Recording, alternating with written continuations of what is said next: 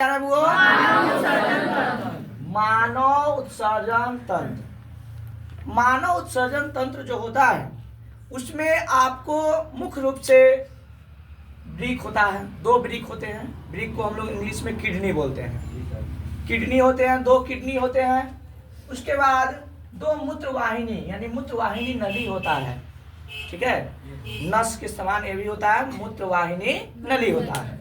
उसके बाद एक मूत्राशय होता है और एक मूत्रमार्ग होता है, जो महाधमनी और महाशिरा जो होता है उससे जुटा रहता है, ठीक है। और इस तरह से पूरी मतलब जो आकृति बनती है इसको हम लोग बोलते हैं मानव उत्सर्जन तंत्र। मानव उत्सर्जन तंत्र। तो मुख्य रूप से देखिए, अब जो मानव उत्सर्जन तंत्र है उसका निर्माण क्या चीज से होता है? मतलब उसमें क्या चीज रहता है? दो वृक्क रहते हैं। वृक्क को इंग्लिश में हम लोग क्या बोलते हैं? किडनी। मानव उत्सर्जन तंत्र का निर्माण मुख्य रूप से, मानव उत्सर्जन तंत्र में मुख्य रूप से क्या रहता है? दो वृक्क रहते हैं, ठीक है। दो वृक्क रहते हैं और दो क्या रहता है? मूत्रवाहिनी नली होते हैं। और एक होता है मूत्राशय और एक होता है मूत्रमार्ग, ठीक है। तो जब हम जैसे इससे हमको मूत्र का निर्माण होता है, तो इसमें पहले समझ जाइए, जो औरत होती है और जो पुरुष होता है उसमें अलग अलग होता है।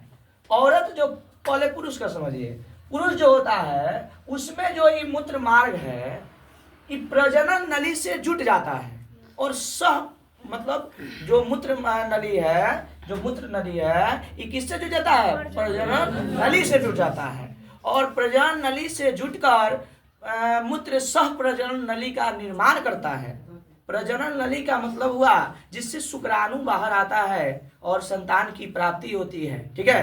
तो पुरुष में दोनों एक साथ जुटकर मूत्र सह प्रजनन नली का निर्माण करते हैं, जबकि जो मासल में जाकर खुलते हैं, जो पुरुष के मासल नामक एक रचना होती है उसमें जाकर खुलते हैं। परंतु स्त्री में मूत्र नली और प्रजनन नली अलग अलग होती है। जो स्त्री होती है उसमें जो प्रजनन नली होती है उससे अंडा निकलता है, और जो मूत्र नली होती है वो अलग अलग होती है जो योनि में जाकर खुलती है। इस प्रकार से इस पूरी रचना को जो निर्माण होता है, पूरी आकृति का निर्माण होता है, इसको हम लोग बोलते हैं क्या? मानव उत्सर्जन तंत्र।